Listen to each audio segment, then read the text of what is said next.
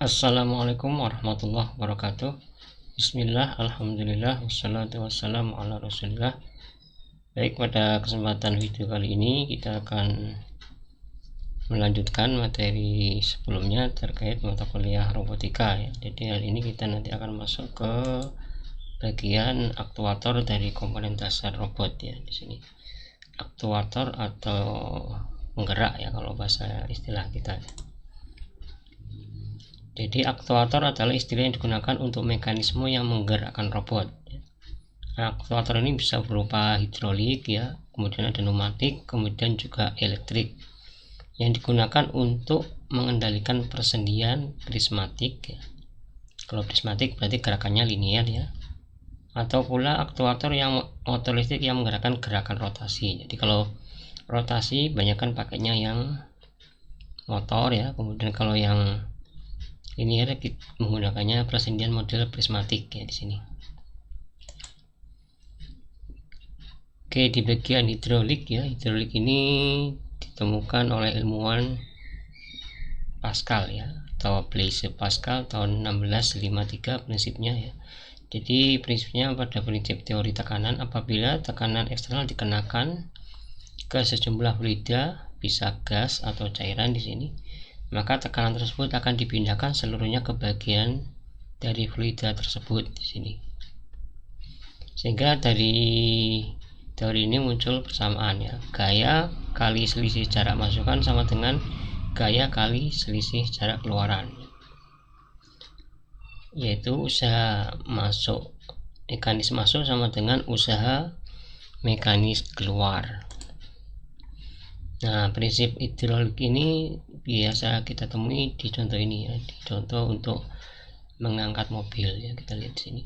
Jadi kalau kita lihat di sini luas areanya A1, kemudian di sini luas areanya A2, di mana A1 itu luas A2 itu luas areanya adalah 10 kali dari luas A1. Jadi ini luas penampangnya atau hanya lebih kecil, yang ini lebih besar 10 kalinya gitu ya. Nah, dari sini prinsip Pascal tadi P1 sama dengan P2. Sementara kita tahu kalau P itu adalah F bagi A ya, gaya bagi luas penampang. Jadi kalau P1 berarti F1 bagi A1 ya. Kemudian kalau P2 berarti F2 bagi A2. Sehingga kalau dimasukkan rumus P1 sama dengan P2, maka akan didapat gaya itu adalah F2 sama dengan 10 kali F1. Jadi kalau katakanlah di sini gayanya 10 Newton, katakanlah, maka di bagian ini bisa mengangkat 10 kalinya jadi 100 ya di sana. Ini prinsip yang digunakan di hidrolik ya.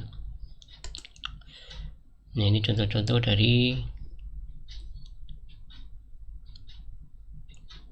bentuk-bentuk hidrolik ya, model pistonnya. Jadi ada piston A, piston B. Kita lihat di sini penampang di sini lebih kecil, kalau yang di sini lebih besar ya. Jadi kalau didorong ke sana, ini otomatis akan memberikan gaya yang lebih besar di piston A ya. Kemudian juga ada yang model berpegas seperti ini ya, dilawan pegas ya. Supaya supaya ada gerakan masuk sama keluar ya di sini ya. Jadi piston yang menggerakkan batangnya. Jadi gerakannya kalau di sini tidak ada tekanan masuk, berarti dia akan dilawan sama pegasnya supaya batangnya ini adalah masuk ke dalam ya. Nanti pergerakan batang ini maju ke depan ya, seberapa besar itu dikendalikan sama ini ya, pot masuk A, pot masuk B. Jadi kalau ini tekanannya lebih besar di sini, otomatis daya dorongnya ke depan juga semakin besar. Jadi seperti itu. Kemudian juga ada yang model seperti ini ya, model silinder double acting. Nah, di sini. Jadi ini bisa di ada katupnya ya, ini ya, bisa diatur katupnya. Jadi kapan dia bergerak ke mundur ya, kalau mundur berarti yang buka katup yang ini ya, ini sana. Kemudian kalau dia ingin mendorong berarti yang buka sebelah sana. Nah, Nah, seperti ini didorong dari sini. Nah, dengan mekanisme katup ini bisa diterapkan untuk pergerakan maju dan mundur ya, double acting itu tadi ya. Kemudian pneumatik ya, jika hidrolik menggunakan fluida maka dalam bentuk cairan ya, maka pneumatik biasanya menggunakan udara seperti ini. Nah, makanya kalau kita lihat di industri ya, di industri itu biasanya ada 3 jalur ya, jalur yang disalurkan di masing-masing bagian. Ada berupa listrik, jelas ya, listrik ya, kemudian air juga jelas. Biasanya ada satu lagi yang namanya angin biasanya ya, terutama di bagian-bagian yang membutuhkan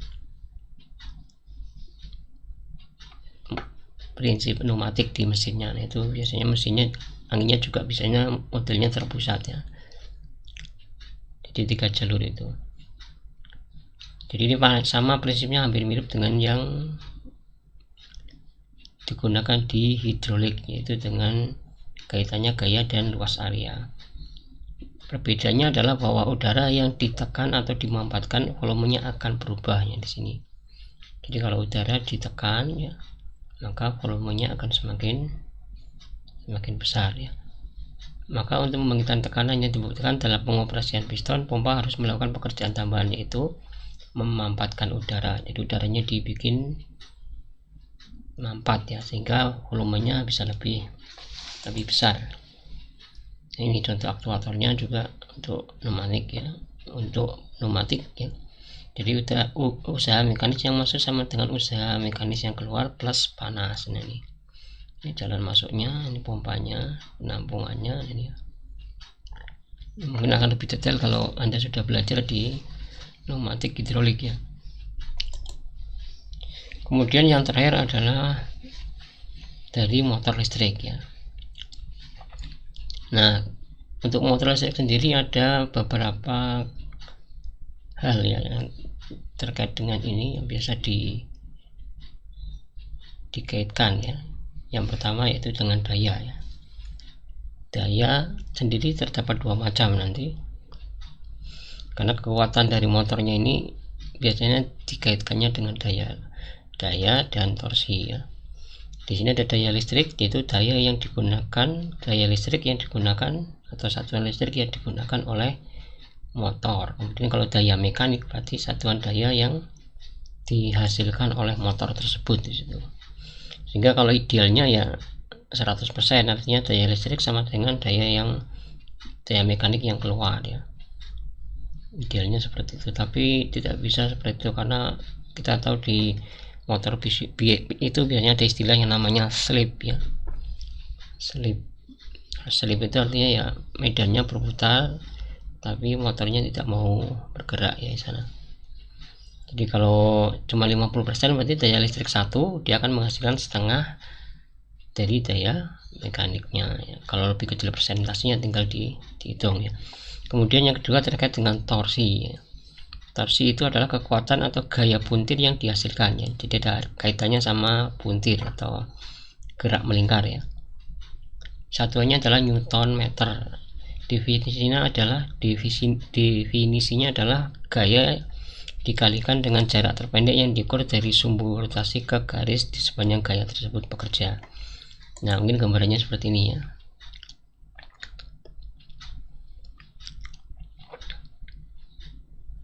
Jadi kalau saya punya motor lah katanya, sama-sama digunakan untuk mengangkat ya. Nah, seperti ini.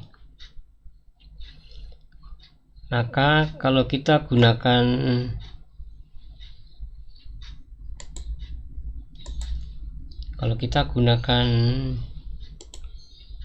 model katrolnya atau bearingannya ini dengan diameter yang berbeda, maka hasilnya juga akan berbeda di sini. Jadi akan berbeda hasilnya ya. Jadi kalau katakanlah di sini ya, ini ada pinggir dari rodanya ini atau piringannya itu ke porosnya itu dia jaraknya 0,1 meter. Sedangkan berat gayanya di sini adalah atau bebannya adalah 2 kilo. Maka di sini kita dapat bahwasanya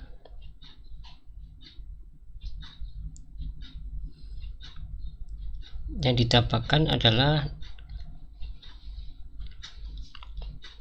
jadi gaya F itu 2 kilo adalah 20 Newton, dari mana kalikan gravitasi bumi ya, jadi sekitar 20 Newton, sehingga torsinya adalah 20 kali 0,1, didapatnya 2 Newton meter ya. Nah, bayangkan kalau ininya semakin besar, katakanlah di sini 0,2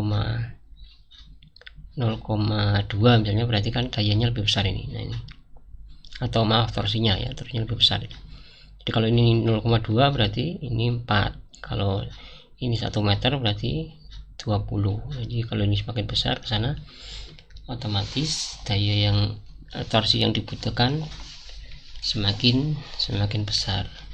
Jadi ada kaitan juga kalau kita model gigi ya, kayak di gigi motor itu sama juga ya.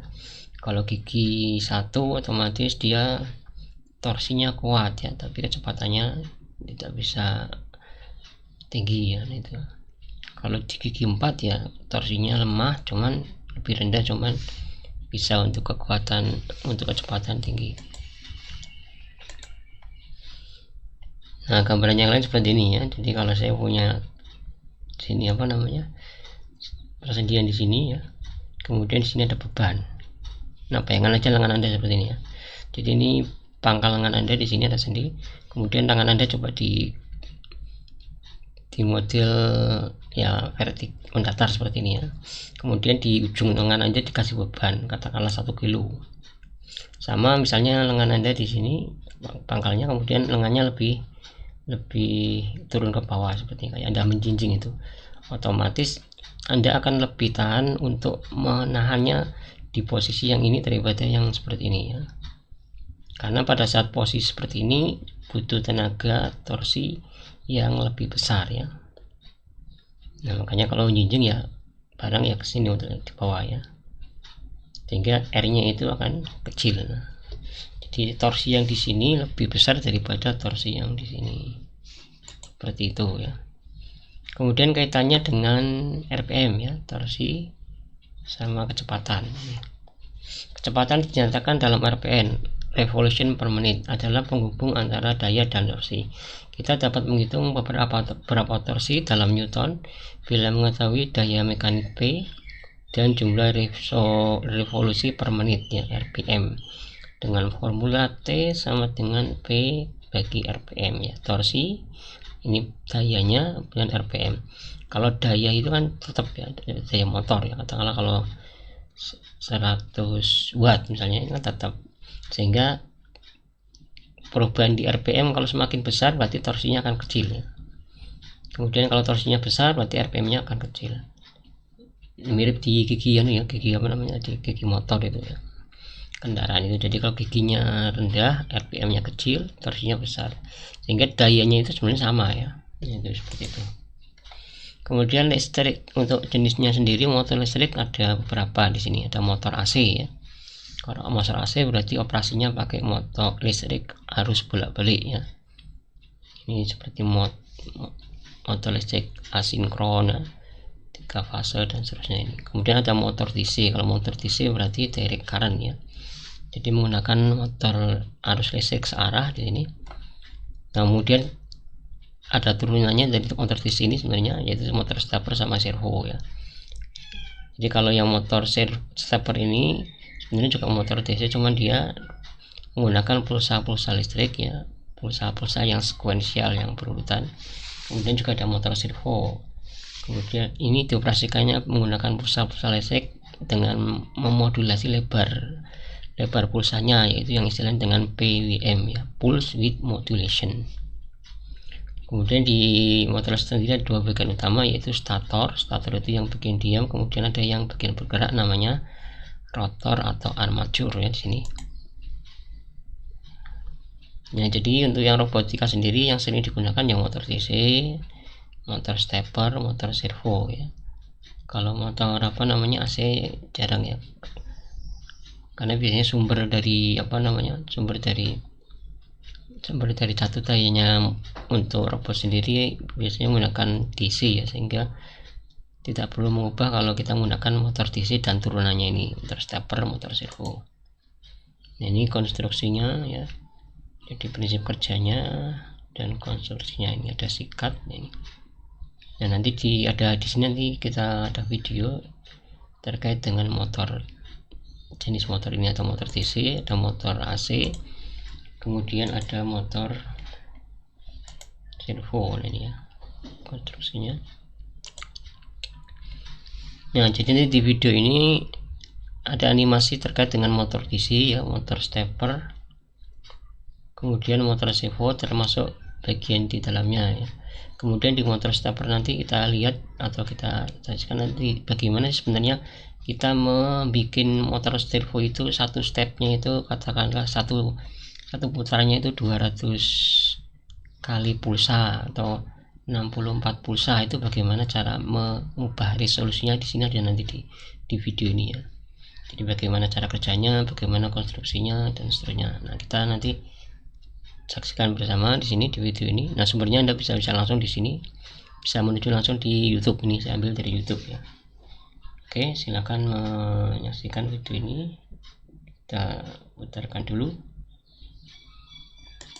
Scientech presents Semtel's technology learning software, robotics.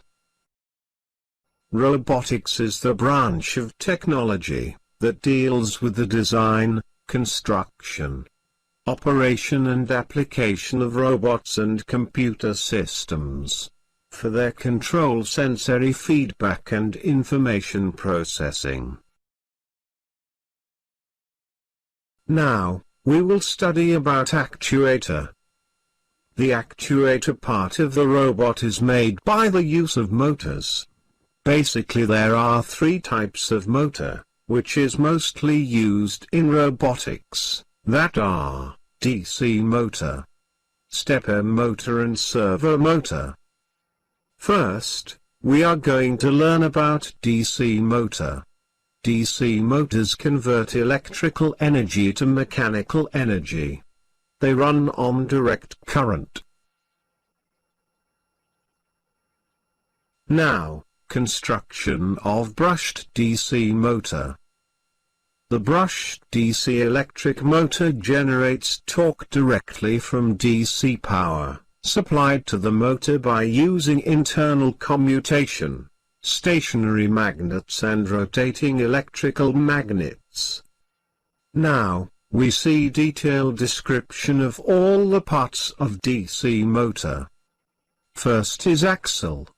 Axle is a rotor part of a brushed DC motor. When sufficient voltage and current apply to motor, axle rotates in clockwise or anti-clockwise direction. Now, the coil. It is mounted on an axle and it is placed between the cylindrical concave poles of a magnet. Next is rectangular coil. It is made of insulated copper wire, which is wound on a soft iron core. The armature becomes an electromagnet when a current passes through it. This is commutator. It is used to reverse the direction of flow of current. Commutator is a copper ring, split into two parts, C1 and C2. Next is two small strips of carbon, known as brushes. Press slightly against the two split rings, and the split rings rotate between the brushes. The carbon brushes are connected to a DC source. Now, DC motor requires two magnets of opposite polarity and an electric coil, which acts as an electromagnet. The repellent and attractive electromagnetic forces of the magnets provide the torque that causes the DC motor to turn. This is an outer body part of a brushed DC motor, known as cover or casing. DC motor has two terminals that are positive and negative. Sufficient voltage and current are applied to these terminals to drive a DC motor. Next is working of brushed DC motor. When positive terminal of motor is connected with positive terminal of battery, and negative terminal of motor is connected with negative terminal of battery, then motor rotates in clockwise direction, as we see in animation. Now, when positive terminal of motor is connected with negative terminal of battery, and negative terminal of motor is connected with positive terminal of battery, then motor rotates in anti-clockwise direction, as we see in animation. Now, let's see principles of DC motor. The DC motor works on the principle of Lorentz force, which states that, when a wire carrying current is placed in a region having magnetic field, then the wire experiences a force. This Lorentz force provides a torque to the coil to rotate. DC motor has a copper wire, because it is a good conductor of electricity and it is in rectangular shape. Here, as we see, horseshoe magnet produces magnetic field from north to south. Here, split ring acts as a commutator. It reverses the direction of flow of current through a circuit. Brushes P and Q are used to make alternate contacts with the split rings X and Y. Battery is the source of power, which provides electric energy. Direction of the current through the circuit is shown in animation. Direction of magnetic field is from north to south pole, which is also shown in animation.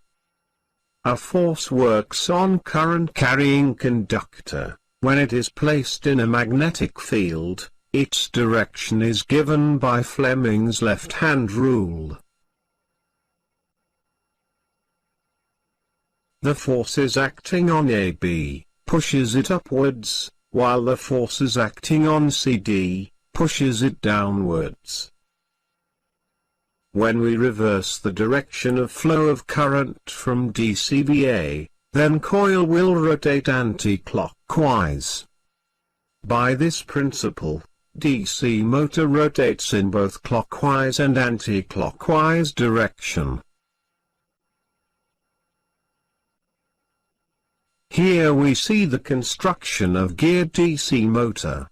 A geared DC motor has a gear assembly attached to the motor.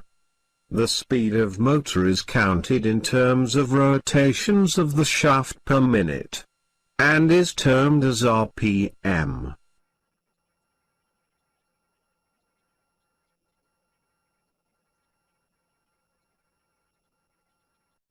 Next is brushless DC motor. A brushless DC motor is a synchronous electric motor, powered by a direct current. As the name implies, the brushless DC motor does not operate using brushes. Rather, it operates with a controller via electronic commutation. Typical brushless DC motors uses a rotating permanent magnet in the rotor, and stationary electrical current or coil magnets on the motor housing for the rotor. First, let's understand what is stepper motor. Stepper motor or step motor is a brushless or synchronous motor, which divides a full rotation into a number of steps. A stepper motor rotates in discrete step angles, such as 30, 15, 5, 2.5, 2 and 1.8. By construction, the step motors come into three broad classes, that is, permanent magnet stepper, variable reluctance stepper and hybrid stepper motor.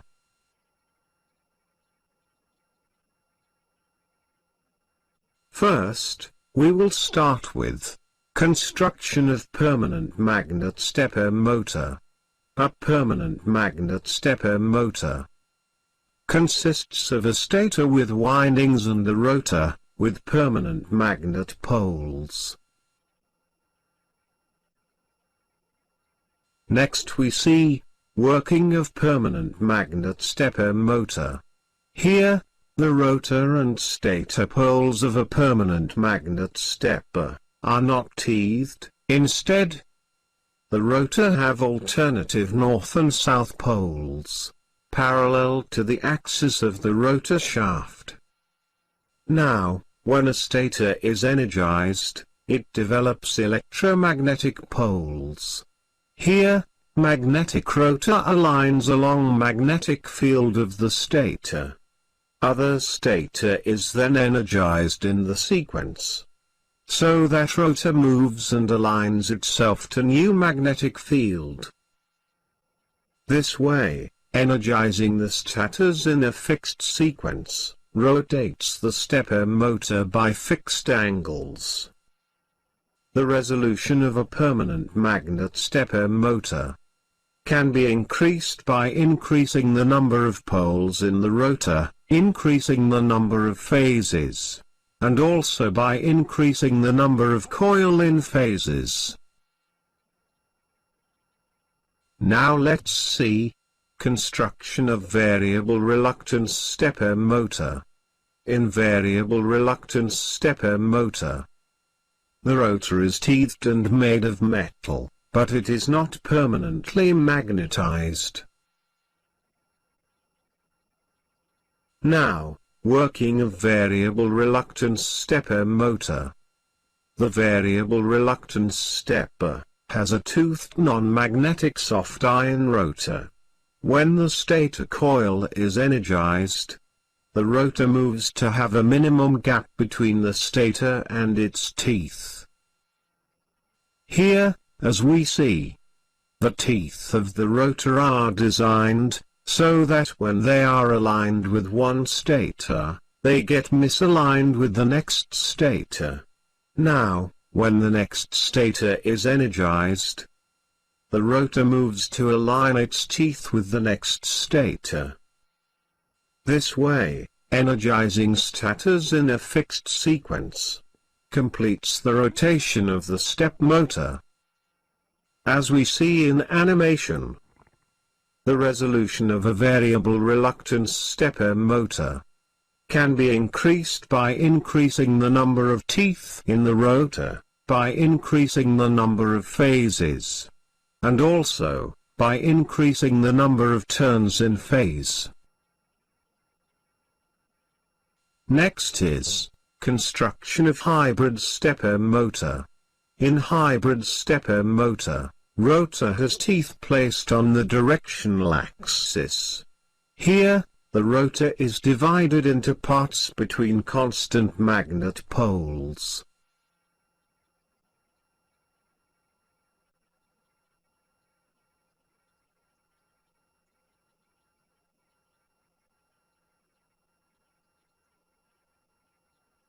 Now, working of hybrid stepper motor.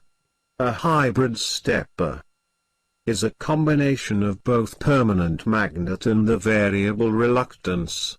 It has a magnetic teethed rotor, which better guides magnetic flux to preferred location in the air gap.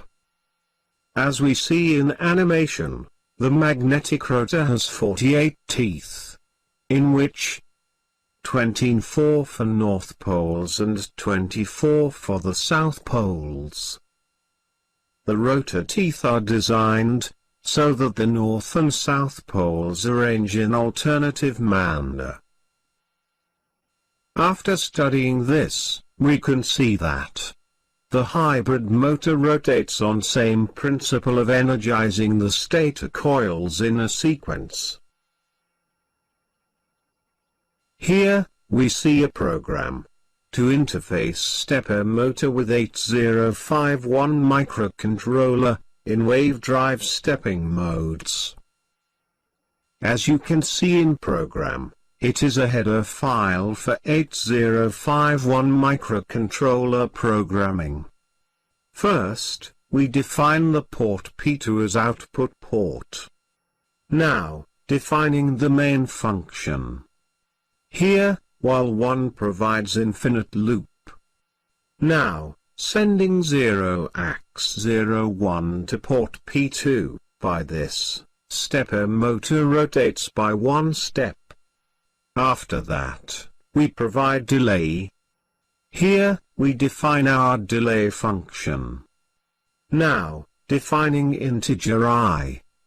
In this loop the value of I time is 350, so this loop runs from the value 0 to 350.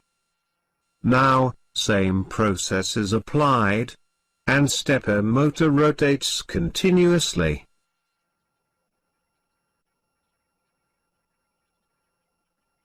Another type of motor is servo motor. A servo motor is a rotary actuator that allows for precise control of angular position. It consists of a motor, coupled to a sensor for position feedback, through a reduction gearbox. It also requires a relatively sophisticated controller, often a dedicated module, designed specifically for use with servo motors. Servo motor has 3 wires, 1 for positive supply, 1 for grounding and 1 for PWM signal. Next, we are going to discuss about construction of servo motor. Inside the servo motor, there are controlling circuit, DC motor and a potentiometer for position sensing. At the outer part, there are the gear arrangement. By this horn of the servo motor is connected